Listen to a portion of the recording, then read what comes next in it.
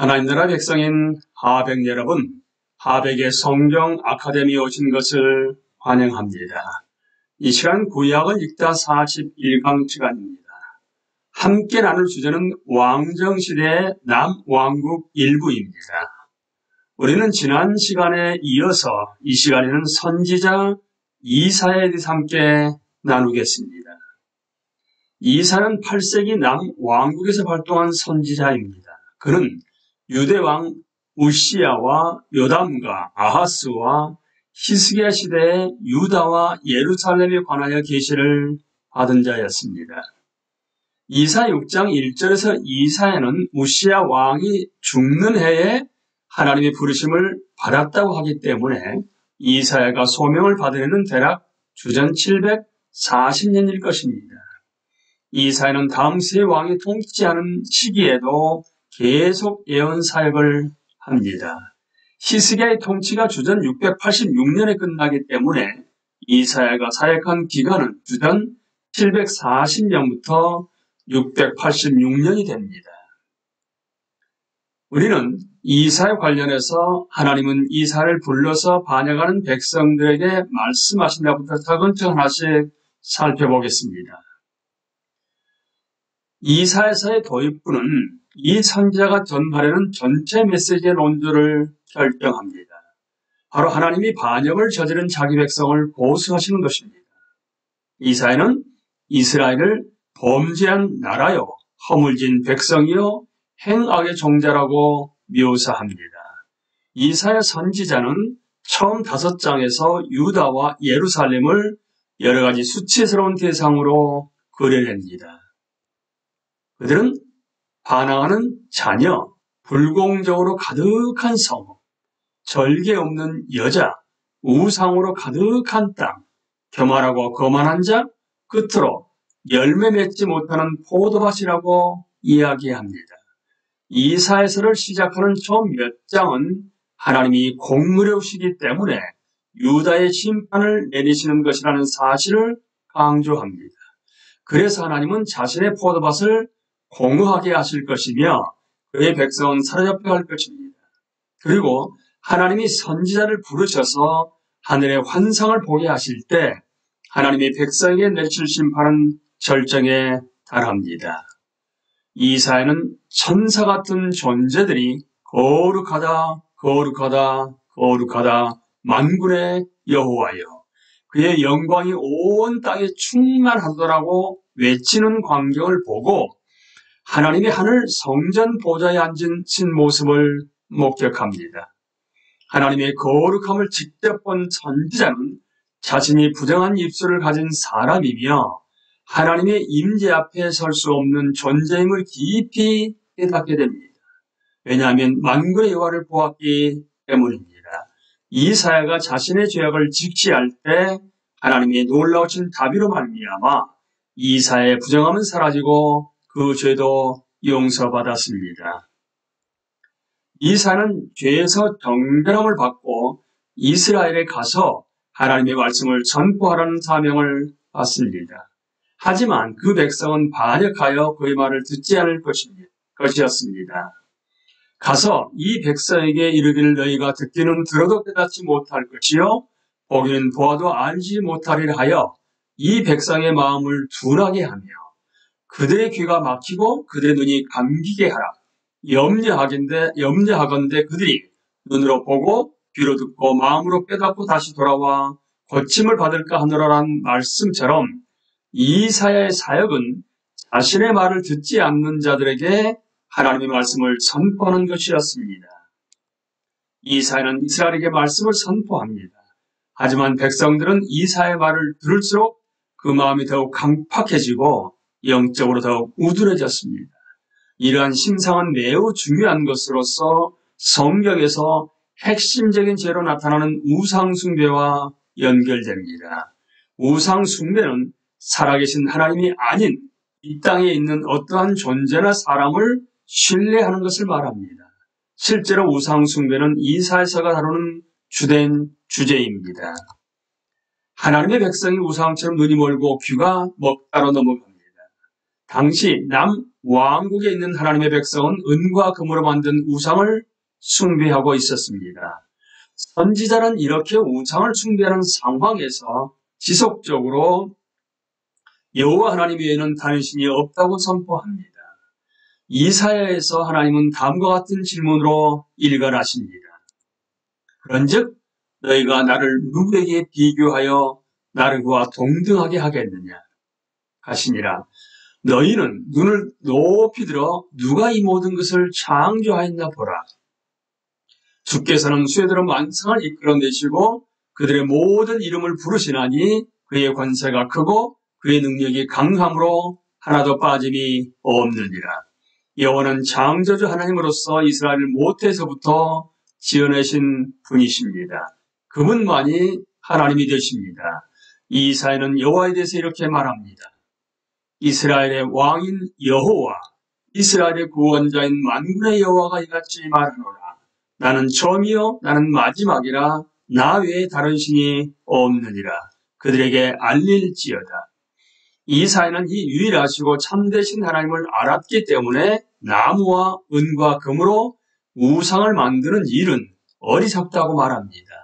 왜냐하면 사람들은 자신이 우상을 만들어 놓고도 그 앞에 엎드려 경배하면서 너는 나의 신이 나를 구원하라고 기도하기 때문입니다.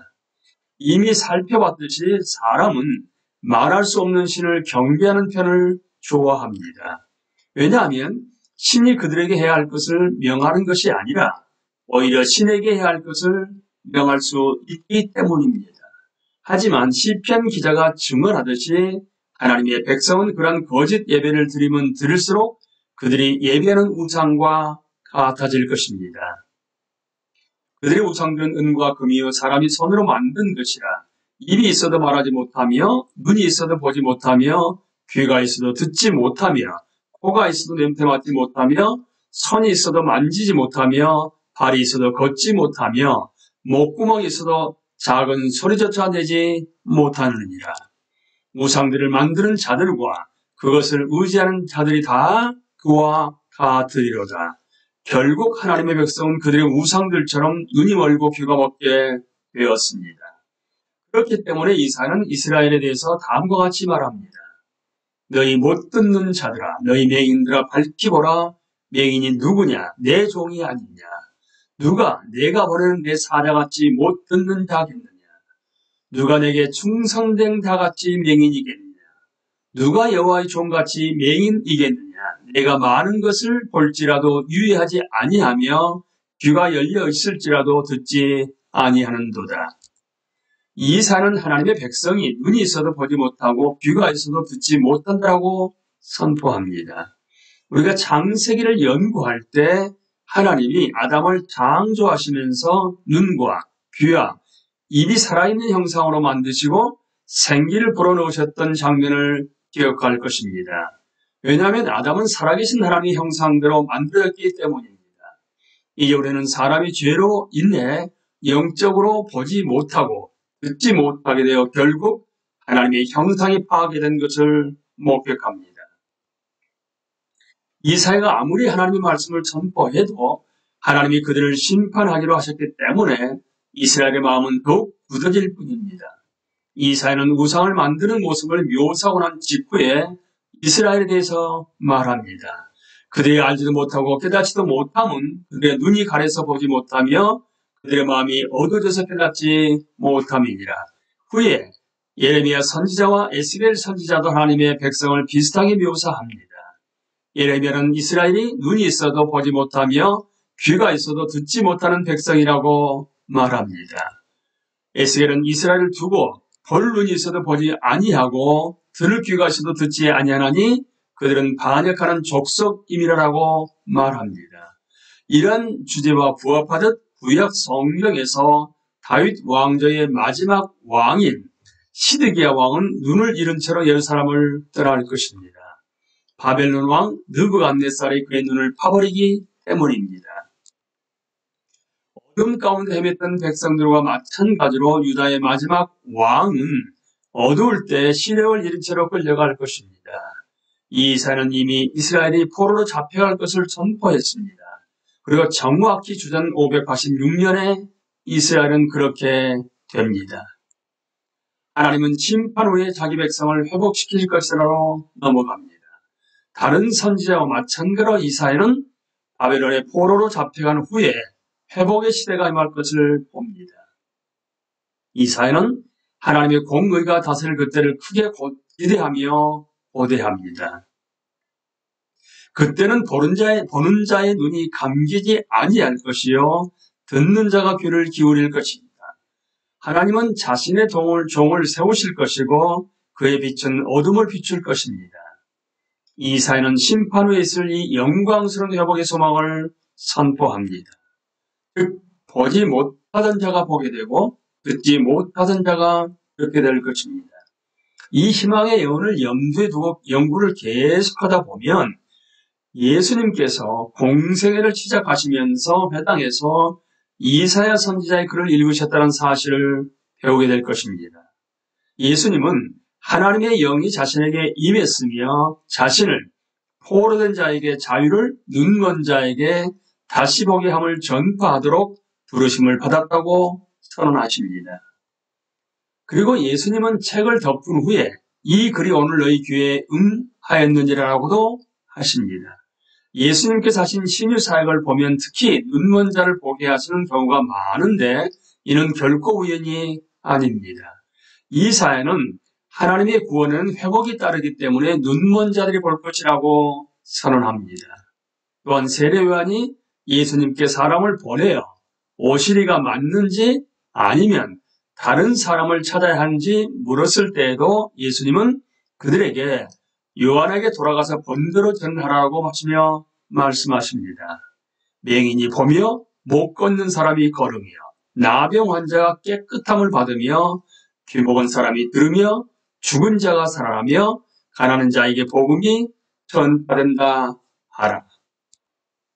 눈먼 자를 보게 하는 것을 포함하여 예수님이 이렇게 신유 역사를 행하신 것은 이사야 예언을 성취하신 것이었습니다. 하지만 믿는 자들만이 참으로 볼 수 있을 것입니다. 슬프게도 많은 징조가 눈앞에서 펼쳐져도 모든 사람이 믿지는 않을 것입니다. 따라서 믿기를 거부하는 자들은 심판에 따라 계속해서 앞을 볼 수 없을 것이고 그 마음도 더욱 강팍해질 것입니다. 우리는 이 시간에 선지자 이사야와 관련해서 하나님은 이사야를 불러서 반역하는 백성들에게 말씀하신다. 하나님의 백성이 우상처럼 눈이 멀고 귀가 먹다. 하나님은 심판 후에 자기 백성을 회복시키실 것이다까지 나누었습니다. 다음 시간에는 고난받는 종부터 나누겠습니다. 강의를 마치겠습니다. 감사합니다.